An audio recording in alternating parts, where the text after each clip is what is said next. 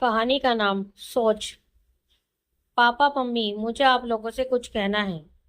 रात के 11 बजे बहू रिया को अपने कमरे में आया देखकर शरद और अनीता चौंक पड़े। क्या हुआ, सब ठीक तो है ना? रिया के स्वभाव से मेल ना खाते उसके गंभीर चेहरे को ध्यान से पढ़ते हुए अनीता ने पूछा।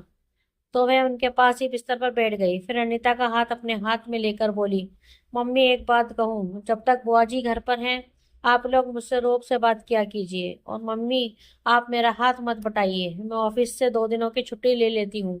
पर किस लिए? अनीता ने हैरानी से पूछा तो वह रोनी सी सूरत बनाकर बोली, मम्मी जी, बुआ जी के सामने मेरा इंप्रेशन बहुत खराब हो गया है। वो मुझे बिल्कुल नकारा बहू मानने लगी है। रिया ने जिस संजीदगी से ये बात कही, शरद को हंसी आ गई। किसी तरह अपनी हंसी रोककर बोले, बिटिया अपनी बुआ सास की बात दिल पर मत लो। और वैसे भी तुम्हारा इंप्रेशन खराब नहीं हुआ है, उल्टा मेरी बड़ी बहन का इंप्रेशन तुम्हारे सामने खराब हुआ है। नहीं पापा, आज जो कुछ भी हुआ वो मुझे ठीक नहीं लगा। हमारे तौर तरीके बुआ जी को नापसंद है। और रही बात मेरी, तो बुआ जी मुझे नकारा और फोड़ समझती हैं। मम्मी, क्या नहीं, ऐसा नहीं हो सकता है। जब तक बुआ जी हैं तब तक पूरे घर का काम मैं करूं, आप लोग मुझे आदेश दें और मैं उसका तुरंत पालन करूं। रिया की सजीवों मांग के पीछे उसकी मनोदशा नीता समझ रही थी। जब से उनकी बड़ी नंद रमोला जीजी घर आई हैं, तब से घर में कुछ तनाव का माहौल हो गया है। बात पर उसकी तुलना जीजी अपनी बहू अलका से करती हैं। उनकी टोका टाकी टीका टिप्पणी से शरद अनीता दोनों परेशान हो गए हैं। रमोला जीजी के अनुसार शरद और अनीता ने घर की बहू के सामने अपने पद की गरिमा नहीं रखी। बहू के सामने भी वो अपने छोटे छोटे काम खुद करते हैं जो उनको शोभा नहीं देता है। यहाँ तक कि उनको शरद द्वारा रिया बिटिया संबोधन भी नहीं सुहाता। आज की घटना के बाद से तो उनका मूड बहुत ही खराब है। घर के सदस्य भी असहज महसूस कर रहे हैं। अनीता की आंखों के सामने कुछ देर पहले घटी घटना घूमने लगी। सब रात को डाइनिंग टेबल पर बैठे हंसी खुशी डिनर कर रहे थे। गपशप के बीच हंसी मजाक भी साथ साथ चल रहा था। खाना खाने के बाद अनीता, सौरभ और शरद अपनी अपनी झूठी थाली उठाकर खड़े हुए ही थे कि रमोला जीजी हैरानी से उनको देखते हुए रिया पर चिल्लाई, बहू ये सब क्या है?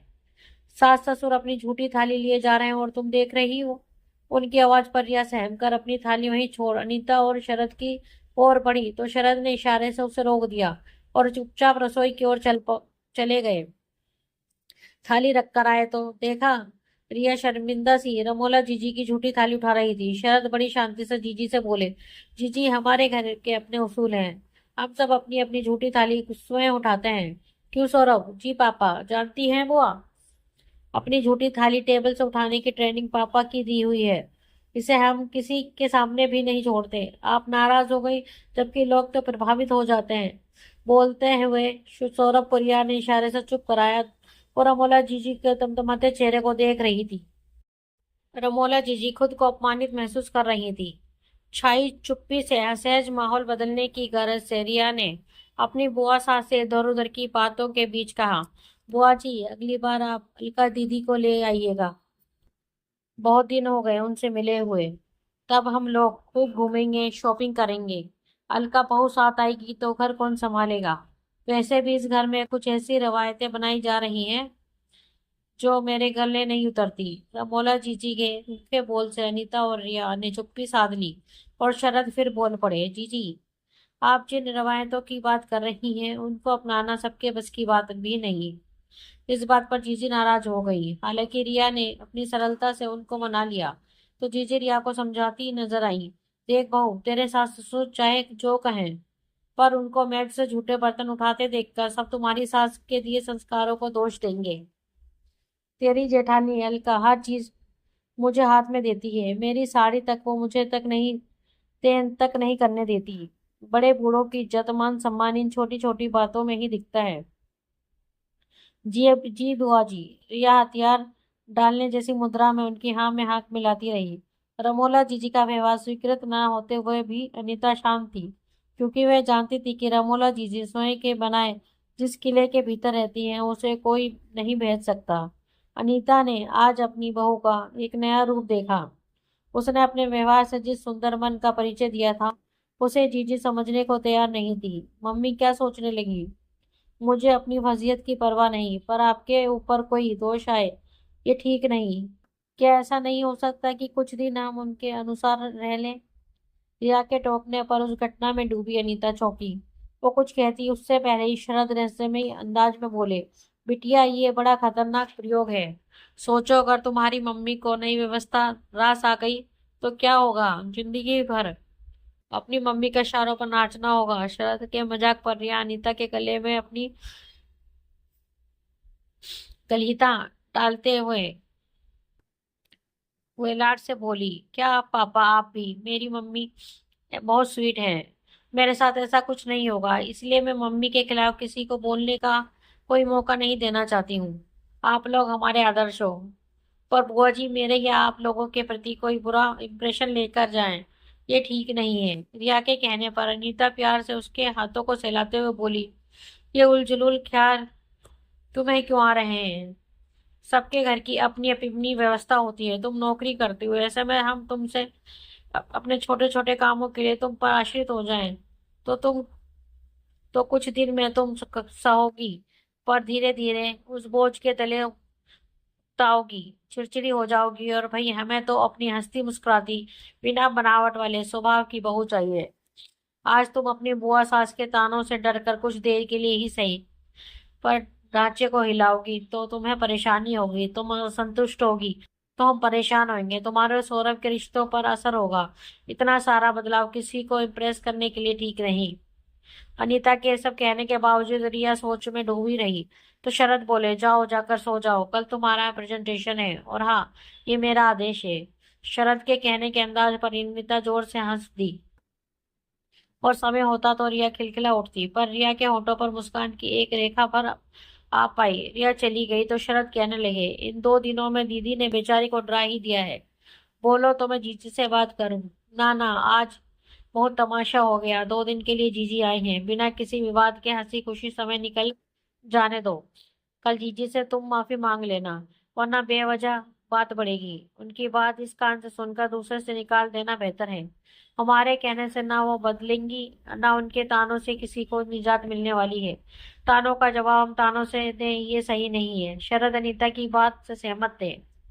जीजी के आहत होने पर उनको अपराध बोध हुआ। कुछ देर बाद वो सो गए, पर अनीता सोच विचार में डूबी रही। अपनी गर्म मिजाज नंद के स्वभाव को भली भांति समझती थी। 2 दिनों से जीजी शरद और अनीता को सुना रही हैं, तुम लोग अब सास ससुर बन गए हो, जरा पदानुसार व्यवहार करो। ये क्या सही है कि बहू बेटे के बीच बैठकर हंसी मजाक करके हम अपने प्रभाव को कम करें?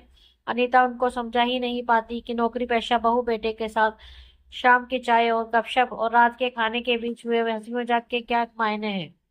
उसकी आंखों के सामने रमोला जीजी के घर बिताए हुए दिन याद आए, जब उनकी बहू अलका रसोई में बिजी थी और वो जीजी के साथ खाना खा रही थी। खाना खाने के बाद आदत अनुसार अनीता ने अपनी प्लेट स्वयं उठा ली, तो जीजी गुस्से में बोली, तुम मेरी बहू की आदत मत बिगाड़ो, ये बर्तन यहीं रहने दो, वो आकर ले जाएगी। झूठी प्लेट वे वहीं छुड़वा कर उठ गई। झूठे बर्तन उठाकर ले जाती वे अलका को रमोला जीजी ने यूं गर्व से देखा मानो वहां पड़ी झूठी थाली उठाकर अलका ने उनका मान सम्मान बचा लिया हो। पूरा दिन रुककर अनीता ने देखा किस तरह अलका उनके इर्द गिर्द घूमती रहती है। अलका पर निर्भर होती जा रही थी जीजी। इन दिनों गठिया, डायबिटीज, अस्थमा, इन सबकी मरीज होती जा रही थी। जीजी के बारे में सोचते सोचते अनीता की आंख लग गई। दूसरे दिन सुबह सब अपनी दिनचर्या में लगे थे। रिया नाश्ते की तैयारी कर रही थी, तभी जीजी की बहू अलका का फोन आया। आज उसका जन्मदिन था। इस अवसर पर वे अपनी सास से आशीर्वाद लेना चाहती थी। जीजी के साथ घर के सभी सदस्यों ने बारी बारी से अलका को मुबारकबाद दी। रमोला जीजी बड़ी खुश थी। रिया भी बधाई देना चाहती थी, पर उसके हाथ आटे में सने थे, इसलिए सौरभ ने फोन स्पीकर पर कर दिया। दीदी आपको क्या गिफ्ट भेजूं? रिया के पूछने पर कुछ मौन के साथ अलका की हंसी मिश्रित आवाज आई, मेरी सास को कुछ दिन और अपने घर रख ले, चाहे तो हमेशा के लिए। हाँ, इससे अच्छा और क्या गिफ्ट होगा? सच रिया की गैर मौजूदगी में ये घर घर लग रहा है, क्या दिखाना नहीं, जैसे कोई कीमती चीज संग की आवाज से गिरकर टूटी हो। कुछ ऐसे ही जीजी का दिल टूटा था। कमरे में एकाएक सन्नाटा छा गया। सब स्तब्ध थे, हतप्रभ। सौरभ ने जल्दी से स्पीकर बंद कर दिया था। रिया आटे सने हाथ से रिसीवर लेने दौड़ी। अलका दीदी मैं ऑफिस के लिए निकल रही हूँ, बाद में बात करती हूँ, कहते हुए उसने फोन काट दिया। सन और शर्मिंदा खड़े रिया और सौरभ बुआ की आंखें मिलाने की स्थिति में नहीं थे। ये क्या कह दिया अलका भाभी ने, ऐसी उम्मीद नहीं थी उनसे। जीजी आकाश से पर कटी चिड़िया की भांति चुपचाप अपने कमरे में पड़ गई। रमोला जीजी किस छलावे में जी रही हैं, इसका एहसास अब तक उनको हो गया था। कुछ देर बाद शरद और अनीता उनके पास गए तो जीजी की आंखों में नमी देखकर उनको बहुत बुरा लगा। अनीता ने उनको गले लगाते हुए कहा, बच्चे हैं, मस्ती में कुछ भी कह देते हैं, भूल जाइए आप। नहीं अनीता, अलका से पूछूंगी कि ऐसा क्यों कहा उसने। जीजी आप ऐसी गलती मत कीजिएगा, जो हुआ उस पर पर्दा पड़े रहने दीजिए, उसी में समझदारी है। बस ऐसा क्यों हो कहा, उसे समझने का प्रयास कीजिए। अनीता के कहते ही शरद अपनी बहन की मनोदशा को समझते हुए बोले, जी जी, दूसरों के दोष देखना सबसे सरल है, पर वो ऐसा क्यों है, हम उसके लिए क्या कर सकते हैं। एक दूसरे के प्रति वास्तविक अपनेपन की उत्पत्ति के लिए क्या संभावनाएं नहीं है तो किस प्रकार पैदा की जा सकती है, इन सब के बारे में विचार करो। अच्छा है जो अलका की मजाक में कही बात आप दोनों के रिश्ते को एक बार फिर सिरे से देखने का मौका दे रही है। पर शरद अलका खुद ही तो मेरे आगे पीछे दौड़ती है, वो शायद इसलिए कि उसे लगता है कि इस निरर्थक सम्मान से आप खुश होंगी। हो सकता है कि शुरू शुरू में आपको खुश करके वह भी संतुष्ट और खुश होती होगी। समय काल लंबा हुआ तो वही सोच, वही सेवा बोझ लगने लगी। ऐसे में समझदारी इसी में है कि दूसरों पर बोझ उतना ही डाला जाए जितना सहनीय और व्यवहारिक हो। साथ ही आपको ये भी समझना चाहिए कि अपने झूठे बर्तन उठाकर रखने से कोई छोटा नहीं बनता है। हम खुद पर निर्भर हैं, किसी और पर नहीं। ऐसी सोच निसंदेह हमें सम्मान ही दिलाएगी, अपनी नजर में भी और दूसरों की नजर में भी। सोचो जीजी, जब कभी अलका बाहर जाती होगी तो घर वापस आकर आपके झूठे बर्तन मेज पर रखे देख क्या सोचती होगी। बेशक उसे उन बर्तनों को रसोई में पहुंचाने में मिनट भर लगता होगा, पर वो मिनट आपकी सोच को दर्शाकर उसके मन में आपके प्रति रोष जगा जाता होगा।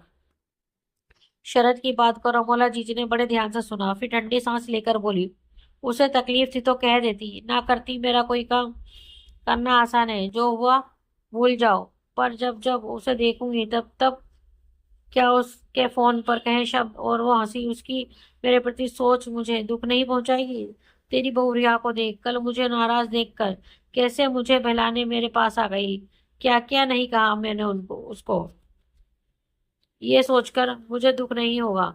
जीजी पछतावे से बोली तो रिया की आवाज आई, आप दुखी होंगी तो हमें बुरा लगेगा। तो क्या हुआ अगर आपने कुछ कह दिया तो, क्या मैं आपकी बेटी नहीं।